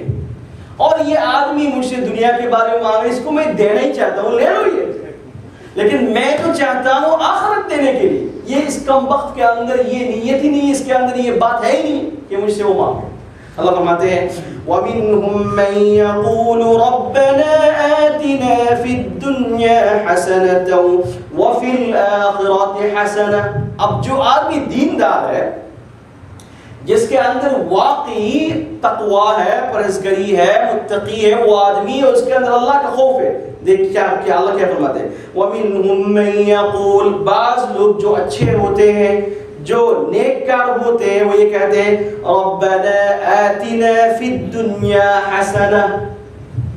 اس آدمی دنیا تو مانگا لیکن ساتھ میں یہ ایڈ کر دیا اللہ میں دنیا چاہتا ہوں، لیکن دنیا وہ دنیا نہیں چاہتا ہوں جس کے اندر بھلائی نہیں ہے. میں چاہتا ہوں اس کی وہ دنیا جس کے اندر بھلائی ہے. رَبَّنَا آتِنَا فِي الدُّنْيَا حَسَنَةً. اے اللہ میرے لیے دنیا میں جو کچھ اچھا ہے وہ سب مجھے دے دے اللہ. اس کے اندر اس لیے علماء لکھتے ہیں کہ اس دعا کے اندر آپ کے لیے دنیا میں جتنی چیزیں ضرورت ہے سب ہے. اچھا اب دینداری میں اچھا ہی کیا ہے کہ اللہ عبادت میں میرے اخلاص آ رہے. ٹھیک ہے، میں جب نماز پڑھتا ہوں اے اللہ تو اس کے اندر میرا دل بیٹھ جائے، یا اے اللہ میری جو ہے تجارت میں اللہ میرے لیے جو اچھا ہے وہ مجھے دے دے. اے اللہ جو جاب میرے لیے اچھی جاب ہے وہ مجھے دے دے، جس کے اندر بھلائی ہے وہ مجھے دے دے. مجھے ہر قسم کی جاب نہیں چاہیے. آپ کو ایک بڑی اچھی پوزیشن مل گئی لیکن وہ آپ کے لیے اچھی نہیں ہے، آپ کو کیا معلوم ہے؟ تو اس لیے اللہ سے یہ کہہ رہے کہ اللہ مجھے ایسی دنیا دے دے جس کے اندر بھلائی ہے اور اس میں ایمان بھی شامل ہے کہ اللہ میرا ایمان پکا کر دے، یہ میرے لیے اچھا ہے دنیا میں. یا اللہ میرا عقیدہ صحیح کر دے اللہ، یا اللہ میری عبادت کو آپ صحیح کر دے اللہ، یا اللہ میرے جتنے چیزیں دنیا میں ضرورت ہے عبادت کے سلسلے میں، عقائد کے سلسلے میں، دنیا بھی میری فیملی کی ضرورت جو ہے اس میں صحت بھی ہے، اس میں ہیلتھ بھی ہے، اس میں میری ہیلتھ بھی ہے، اس میں میرے بچوں کی ہیلتھ ہے، سب اس کے اندر شامل ہے. ربنا آتنا فی الدنیا حسنہ. اللہ مجھے دنیا میں حسنہ دے دے، میرے لیے جو اچھی ہے وہ دے دے مجھے. اور پھر وفی الآخرۃ حسنہ، اور آخرت میں میرے لیے جو حسنہ ہے جو اچھا ہے وہ مجھے دے دے. آخرت میں حسنہ کیا ہے؟ بہشت، جہنم، جنت اور جہنم سے بچ جانا. دیکھیں کتنی بڑی بات دعا ہے. اس لیے اللہ فرماتا ہے کہ دنیا سبھی لوگ جاتے ہیں، ہم عرفات کے میدان میں مزدلفہ میں ٹھہرتے ہیں، منی میں ٹھہرتے ہیں، لیکن اللہ فرماتا ہے کہ اس میں دو گروپ ہے. ایک کے اندر دنیا داری ہے، حج کے لیے گئے، سب تو ہمارے حساب سے تو سارے دنیا دیندار ہیں، کیونکہ یہ سبھی حج کرنے کے لیے گئے، لیکن ایک کے اندر دنیاوی مینٹالٹی ہے اور ایک کے اندر آخرت ہے۔ ایک آدمی عرفات کے میدان میں وہ گر گرا کے رو رہا ہے، میری طرح ہی رو رہا ہے، میں بھی کسی طرح رو رہا ہوں، لیکن اس کا جو رونا ہے اس کے اندر اس کا مقصد یہ کہ مجھے دنیا مل جائے۔ اور ایک آدمی عرفات کے میدان میں وہ رو رہا ہے، وہ یہ کہہ رہا ہے اللہ مجھے دنیا بھی ملے آخرت بھی ملے، کون اچھا ہے؟ یہ ڈفرنس ہے، لیکن ہم دیکھنے میں ہمیں نظر نہیں آیا، یہ دل کی بات ہے، اور اللہ کو معلوم ہے سب کچھ کہ کس قسم، اس لیے اللہ یہ چاہتے ہیں کہ ہماری اصلاح ہو جائے، ہم بھی ویسا بن جائیں جیسے دنیا دار دیندار لوگ ہوتے ہیں۔ اس لیے آپ دیکھیں گے میں نے بھی ایک آدمی کو دیکھا، اللہ اس کو، ہم لوگ تو جو ہے نا اکٹھا ہو کے زور زور کے دوسروں کے ساتھ مل کے دعا کرنے کی ہماری عادت ہوتی ہے، اخلاص نہیں اس کے اندر۔ میں نے بہت سارے لوگوں کو دیکھا کہ بالکل کہیں دور جا کے بیٹھ گئے، جس میں کوئی نہیں ہے، نہ اس کا دوست ہے نہ اس کی فیملی، کچھ نہیں ہے وہاں پہ، اور یہ اکیلا اللہ سے بیٹھ کر روز میں مانگ رہا ہے، روز استغفار کر رہا ہے۔ یہ اس کو کہتے ہیں حج۔ اور ہم لوگ امریکن ٹینٹ میں جو ہے ایئر کنڈیشن روم میں بیٹھے رہتے ہیں، پانی بھی ہے، جوس بھی ہے، صوفہ بھی ہے، سونے کی جگہ بھی ہے۔ اللہ جانے ہمارا حج ہوگا، حج تو ہو جائے گا چونکہ آپ ارکان ادا کر رہے ہیں، لیکن حج کی جو روح ہے اس کے اندر ہے۔ جا کے دیکھیں لوگ کتنی تکلیف اٹھا کے حج کر رہے ہیں، اور وہ لوگ بھی آپ دیکھیں نا جن لوگوں نے پوری زندگی پیسہ 10 روپے 20 روپے جمع کر کے جو ہے پوری زندگی جمع کر کے وہ حج کرنے کے لیے جاتے ہیں۔ اگر وہ آدمی کا اخلاص صحیح ہو جائے، اس کا حج صحیح ہو جائے، تو ہم اس سے بہت پیچھے رہیں گے، بہت پیچھے رہیں گے، کیونکہ ہمارے حج کے اندر تو لگژری سب کچھ ہے۔ آپ کو معلوم ہے کتنا کھانا ہم کھاتے ہیں؟ لاسٹ ایئر 2 years ago میں جب حج پہ گیا تھا تو ہماری ٹینٹ میں میرے خیال میں ہزاروں باکسز صرف فروٹس کے باکس پڑے ہوئے تھے، کھانے کے لوگ ایک بنانا کھانے کے لیے باہر لوگ پاگل کی طرح گھوم رہے تھے، اور ہمارے خراب ہو گئے۔ یہ ہمارا حج ہے۔ اللہ فرماتے ہیں وَمِنْهُمْ مَنْ يَقُولُ رَبَّنَا آتِنَا فِي الدُّنْيَا حَسَنَةً وَفِي الْآخِرَةِ حَسَنَةً، لوگوں میں سے بعض ایسے ہیں جو دیندار ہیں، وہ یہ کہتے ہیں اللہ مجھے دنیا میں حسنہ دے دے، دنیا میں جو اچھائی ہے عمر نے مجھے اللہ مجھے دے دے، وَفِي الْآخِرَةِ حَسَنَةً، اور آخرت کا جو حسنہ ہے جو اچھائی ہے وہ مجھے دے دے اللہ۔ پھر فرماتے ہیں وَقِنَا عَذَابَ النَّارِ، اے اللہ میرا اصل مقصد اس حج پہ آنے کا ایک ہی ہے کہ میری نجات آگ سے ہو جائے، جہنم کی آگ سے میری نجات بن جائے، یہ میرا اصل مقصد ہے، اللہ اس سے مجھے بچا۔ یہ ہے دیندار اور ریئلی جو حج کرنے کے لیے گئے ہیں اس کی دعا، اور وہ جو کمبخت جو صرف دکھانے کے لیے یا دنیا کمانے کے لیے گیا، اس کی دعا یہ ہے ربنا آتنا فی الدنیا، اللہ دنیا میں مجھے دے دے، وما له فی الآخرۃ من خلاق، اللہ فرماتے ہیں دنیا میں تمہیں مل جائے گا لیکن آخرت میں تمہارے لیے کوئی حصہ نہیں۔ اللہ فرماتے ہیں اولئک لهم نصیب مما کسبوا، یہ لوگ جو کمائی کی ہے وہ انہیں مل جائے گا، آخرت میں اللہ دے دیں گے۔ واللہ سریع الحساب، اللہ فرماتے ہیں یہ نیک لوگوں کے بارے میں کہ ان کو وہی چیز مل جائے گی جو انہوں نے مانگا، اور اللہ فرماتے ہیں واللہ، شاید دل میں یہ بات ہوئی کب حساب کتاب ہوگا پھر ملے گا، آخرت میں کب ملے گا آپ کو؟ جب حساب کتاب ہوگا اسی وقت ملے گا۔ ذہن میں یہ بات آئے گی شاید دیندار کیا اللہ میں تو آخرت کی فکر مند ہوں، مجھے آخرت میں کب ملے گا؟ اللہ فرماتے ہیں ان اللہ سریع الحساب، بہت جلد حساب لینے والا اللہ ہے، فکر نہ کرو حساب کا وقت آنے والا ہے۔ کیا واللہ سریع الحساب، اللہ سبحانہ و تعالی بہت جلد حساب لینے والا ہے۔ واذکروا اللہ فی ایام معدودات، ایک اور بات یہ ہے کہ زمانے جاہلیت میں ایک بات لے کے یہ آپس میں لڑتے تھے، وہ یہ ہے کہ مینا میں کتنے دن ٹھہرنا ہے۔ آپ کو معلوم ہے کہ مسئلہ یہ ہے کہ اگر آپ نے مینا میں ٹھہرنا ہے آپ کو، تو آپ کے لیے ضروری تو یہ ہے کہ آپ 11 اور 12 تاریخ تک ٹھہرے، اور 11 تاریخ جو ہے آپ پتھر مارے، اس طریقے سے 12 تاریخ آپ پتھر مارے۔ یہ بھی آپ کے لیے جائز ہے۔ اس طریقے سے اگر آپ چاہیں 13 تاریخ بھی آپ پتھر مار سکتے ہیں، اور پتھر مارنے بغیر واپس آ بھی سکتے ہیں۔ تو 11 تاریخ آپ کے لیے ضروری ہے، 12 تاریخ آپ کے لیے ضروری ہے، لیکن 13 تاریخ یہ آپشنل ہے۔ اگر آپ چاہیں پتھر ماریں یا تو آپ آ جائیں۔ لیکن زمانے جاہلیت میں 2-3 گروپ وہاں پہ کفار کے اندر یہ تھا، وہ یہ سمجھتے تھے کہ کچھ یہ کہتے تھے کہ نہیں ہمیں 3 دن ٹھہرنا ضروری ہے، کچھ یہ کہتے تھے کہ ہم 2 دن ٹھہرنا ہمارے لیے ضروری ہے۔ تو اس طریقہ سے آپس میں لڑتے تھے۔ تو اللہ نے آیت نازل فرمائی وَاذْكُرُوا اللَّهَ فِي أَيَّامٍ مَّعْدُودَاتٍ، گنتی کے دنوں میں تم اللہ کو یاد کرو، یعنی جب تم مینا میں ٹھہرتے ہو تو اس وقت تم اللہ کو یاد کرو۔ پھر اللہ فرماتے ہیں فَمَن تَعَجَّلَ فِي يَوْمَيْنِ، اگر کوئی آدمی 2 دن ٹھہرنے کے بعد جلد بازی کر کے آ گئے فَلَا إِثْمَ عَلَيْهِ، اللہ فرماتے ہیں اس کے لیے کوئی گناہ نہیں ہے۔ یعنی 11 تاریخ اور 12 تاریخ اگر وہ ٹھہرے اور آ جائے اس کے بعد، تو اس کے لیے کوئی گناہ نہیں ہے۔ وَمَن تَأَخَّرَ فَلَا إِثْمَ عَلَيْهِ لِمَنِ اتَّقَى، اور اگر کوئی آدمی چاہے کہ نہیں میں 13 تاریخ بھی وہاں بھی ٹھہرنا چاہتا ہوں اور پتھر مارنا چاہتا ہوں، وہ بھی اس کے لیے جائز ہے۔ تو اس لیے اس آیت کی روشنی میں علماء یہ لکھتے ہیں کہ اگر کوئی 11 تاریخ 12 تاریخ اس نے پتھر مارا اور 12 تاریخ جو ہے وہ سورج ڈوبنے سے پہلے مینا چھوڑ دیا، تو پھر اس کے لیے ضروری نہیں ہے کہ وہ 13 تاریخ جا کے پھر دوبارہ کیا کرے، پتھر مارے۔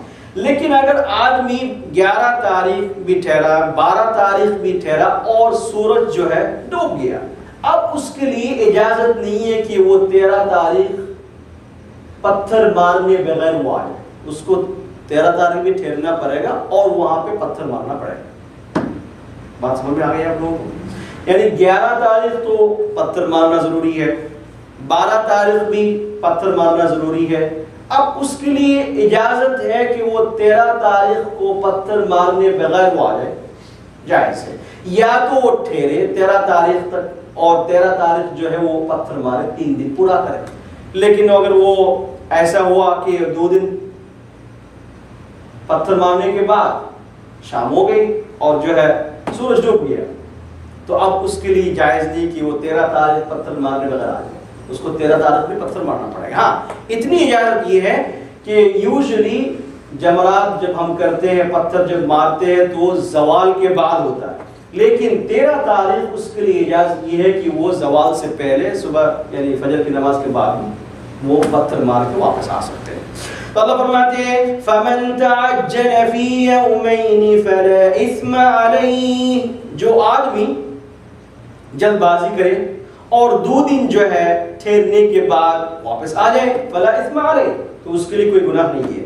وَمَن تَأَخَّرَ فَلَا إِثْمَ عَلَيْهِ لِمَنِ اتَّقَى، اور اسی طریقہ سے اگر وہ 13 تاریخ تک وہاں پہ ٹھہرے پھر بھی اس کے لیے جائز ہے، لمن اتقى، اور اس کے لیے لمن اتقى اللہ فرماتے ہیں کہ اگر 13 تاریخ آپ ٹھہر جائیں گے تو یہ آپ کے لیے بہتر ہے، یہ متقی لوگوں کا کام ہے، لیکن آپ کے لیے اجازت ہے۔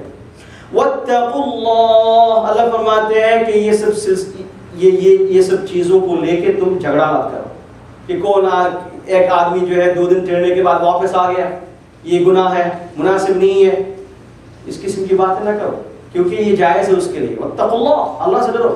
وَاعْلَمُوا أَنَّكُمْ إِلَيْهِ تُحْشَرُونَ، اور تم یہ بات کو جانو کہ اللہ تعالیٰ تم سب کو میدان محشر میں واپس لے کے آئیں گے۔ میدان محشر میں تو اللہ سبحانہ و تعالیٰ یہاں پہ دیکھیں، یہ آخری آیت ہے حج کے سلسلے میں، یہاں پہ اللہ یہ بتانا چاہتے کہ دیکھو تم حج پہ جا رہے ہو اور حج بھی کر رہے ہو، لیکن ایک بات یاد رکھنا، تم کس لیے حج کر رہے ہو، تمہارے دلوں کے اندر کیا نیت ہے، اس کو آپ خیال رکھو. کیونکہ وَاعْلَمُوا، تم یہ جان لو، تم اچھی طریقے سے سمجھ لو کہ انکم الیہ تحشرون، اللہ سبحانہ و تعالی تمہیں میدان محشر میں واپس لے کے آئیں گے، اور اس سلسلے میں اللہ سبحانہ و تعالی تمہارے دلوں کے اندر کیا ہے، نیت کیا تھی، اللہ پوچھیں گے. اس لیے بہت ضروری یہ ہے کہ ہم حج کس لیے کر رہے ہیں. اور حج پہ جانے کے بعد دیکھیں، ایک بات یہ ہے نا کہ ہم لوگ تو حج پہ چلے جاتے ہیں، لیکن ہمیں کچھ پتہ نہیں ہوتا، کچھ بھی پتہ نہیں ہوتا کہ کون سا فرض ہے، کون سا کام سنت ہے، کون سا مستحب ہے، واجب ہے، کچھ کام نہیں. طواف کیسے کی جاتی ہے، سعی کیسے کیا جاتا ہے، کچھ بھی معلوم نہیں. تو اللہ فرماتے ہیں کہ صرف اس کو دکھانے کے لیے نہ کرو، بلکہ اس کے لیے تم کلاس لو اور اس کو سیکھو. سب سے پہلی بات تو یہ ہے کہ تم اپنے دل کو صحیح کرو، کیونکہ علماء یہ لکھتے ہیں اور حدیث میں بھی اس کی طرف اشارہ ہے کہ حج کس کا قبول حج ہوگا، کیسے سمجھیں گے کہ ایک آدمی کا حج قبول ہو گیا کہ نہیں. علماء یہ لکھتے ہیں کہ جب آدمی حج کر کے واپس آتا ہے تو اس کی زندگی بدل جاتی ہے. حضرت علامہ جامی، آپ کو معلوم ہے کہ ان کا بہت بڑی کتاب ہے فارسی میں. تو ان کے ایک شاگرد تھے، تو بہت اللہ والا تھا. تو اللہ والا ہونے کی وجہ سے تو ہمیشہ خود وہ سر کے اوپر ایک نور دیکھا کرتے تھے ہمیشہ. علامہ جامی ان کی کتاب میں یہ ہے کہ وہ اتنا بڑا یعنی اتنے بڑے اللہ کے ولی تھے، تو ہمیشہ وہ اس کی پوزیشن اتنی بڑی تھی، وہ ہمیشہ ایک نور جو ہے اپنے سر کے اوپر دیکھا کرتے تھے. تو حج پہ گئے، حج سے واپس آیا تو انہوں نے علامہ جامی کے پاس آئے، کیونکہ ان کے یہ تھے استاد تھے. تو وہاں گئے کہ یار حضرت مجھ سے کام ہو گیا. کیا ہوا کہ حج پہ جانے سے پہلے میرے سر کے اوپر ایک نور ہوا کرتا تھا، اب جیسے میں حج سے واپس آیا ہوں وہ نہیں ہے، وہ ختم ہو گیا. اس نے کہا، علامہ جامی نے جواب دیا، سنو تم جب حج پہ گئے تھے، حج پہ جانے سے پہلے تم یہ سمجھتے تھے کہ تم بالکل نکما ہو، گناہ گار ہو، تم سیاکار ہو، تمہارے اندر ساری غلطی ہے، اور تم حج کرنے کے لیے گئے، اور وہاں پہ چونکہ ظاہری بات ہے عرفات کے میدان میں اللہ معاف فرما دیتے ہیں، مزدلفہ میں معاف فرما دیتے ہیں، اور کعبہ کو دیکھنے کے بعد دعا کرنے کے بعد اللہ معاف فرما دیتے ہیں. اور تم جب واپس آئے تو تمہارے دل کے اندر یہ ہے کہ میں تو اب بالکل صاف ستھرا ہو گیا ہوں، میں بالکل سب سے بڑا ہوں، اور میں اللہ کا بہت بڑا پیارا ہوں، میں سب سے بڑا ہوں. یہ جو تمہارے اندر کبر آ گیا، جس کی وجہ سے تمہاری جو بڑی دولت تھی نور وہ ختم ہو گئی. ایسے ہوتا ہے ہمارا کہ ہم حج سے پہلے تو ہم بہت ہی اپنے آپ کو برا سمجھتے ہیں. جب حج سے واپس آتا ہے تو سب سے پہلے میں تو حج کر کے آیا ہوں، میں یہ کر کے آیا ہوں، فلاں کر کے آیا ہوں، اور دل کے اندر کبر آ جاتا ہے. اور اس کبر کی وجہ سے اس نے جو بھی کچھ کیا تھا سب ختم ہو گیا. اس لیے علماء یہ لکھتے ہیں کہ جب واپس اسلام میں یعنی حج کر کے آتے ہیں لوگ، اگر اس کے اندر کیا آ گیا، ہمبلنس آ گیا، اور اس کے اندر یہ بات آ گئی ہے، وہ یہ سمجھ رہے ہیں کہ میں سب سے نکما ہوں، میں سب سے بڑا گناہ گار ہوں، تو اس کا مطلب یہ ہے کہ اس آدمی کے حج قبول ہو گئے. چینجز ضروری ہے. اگر چینجز نہیں ہے، وہی حرام میں ہم مبتلا ہے، وہی گناہ میں ہم مبتلا ہے، وہی کام میں ہم شامل ہے، تو اس کا مطلب یہ ہو رہا ہے کہ میرا حج قبول نہیں ہوا. اس لیے جو ہے نا حج ہم کریں، اللہ تعالیٰ ہمیں اگر توفیق دی. بہت زیادہ امپورٹنٹ ہے کہ آپ جاتے رہے، ہر سال جاتے رہے، سب کچھ کریں.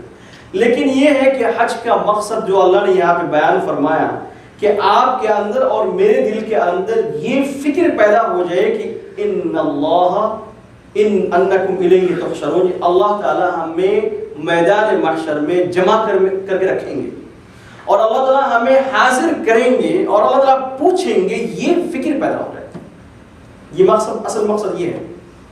مقصد یہ نہیں ہے کہ میں وہاں پہ گیا اور سیر کیا اور جو ہے لوگ مجھے کہہ رہے ہیں کہ میں حاجی بن گیا ہوں، سب کچھ ہو گیا، اب گناہوں سے بھی ہم بچ رہے ہیں، لیکن یہ ہے کہ یہ ہے کہ ہمارے اندر چینجز آ جائے۔ تو اللہ تعالیٰ فرماتے ہیں وَاتَّقُوا اللَّهَ، اللہ سے ڈرو۔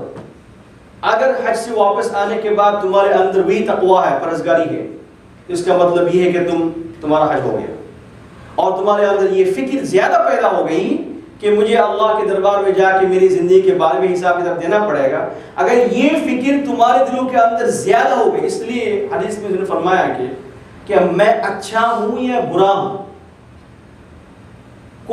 کون سے میں جو ہے کس سے میں پوچھوں کہ میں اچھا ہوں یا برا ہوں؟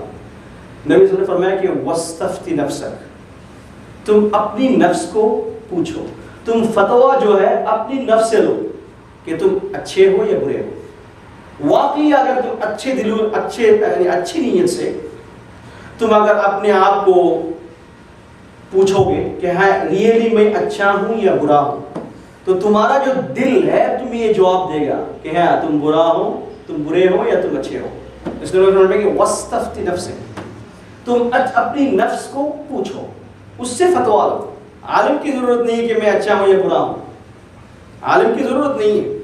تم اپنے آپ کو پوچھو کہ تم کیا کر رہے ہو، تم اچھائی کر رہے ہو یا برائی کر رہے ہو۔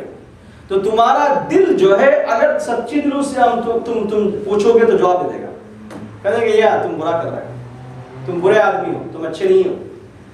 اس لیے حج سے واپس آنے کے بعد ہم اپنے آپ کو پوچھیں کہ کہاں تک ہم نے اپنے آپ کو چینج کیا۔ پہلے میرے اندر جو برائی تھی وہ میرے اندر ابھی ہے کہ پہلے جو مجھ سے جو گناہ ہو رہا تھا وہ مجھ سے ہو رہا ہے کہ اگر آپ دیکھیں الحمدللہ پہلے سے میں بہتر ہوں، دلی حالت بھی میری پہلے سے زیادہ بدل گئی ہے، میں اچھا ہو گیا ہوں اور میرے اندر وہ برائی نہیں ہے جو برائی پہلے تھی۔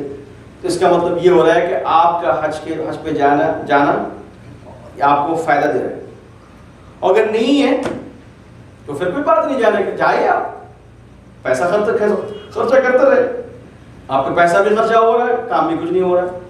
اس لیے اللہ فرماتے ہیں وَاعْلَمُوا أَنَّكُمْ إِلَيْهِ تُحْشَرُونَ۔ وَاعْلَمُوا، اچھی طریقے سمجھ لو، یہ اچھی طریقہ سے یہ جان لو کہ أَنَّكُمْ إِلَيْهِ تُحْشَرُونَ،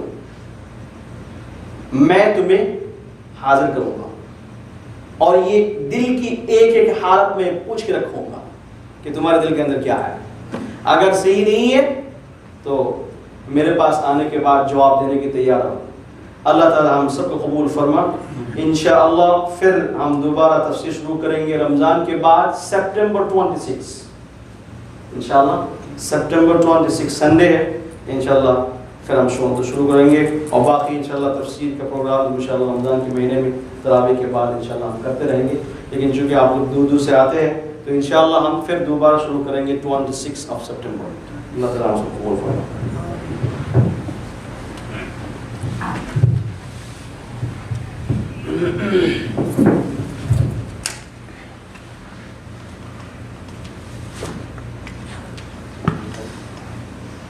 عبدالرحمان جامی رحمۃ اللہ علیہ کے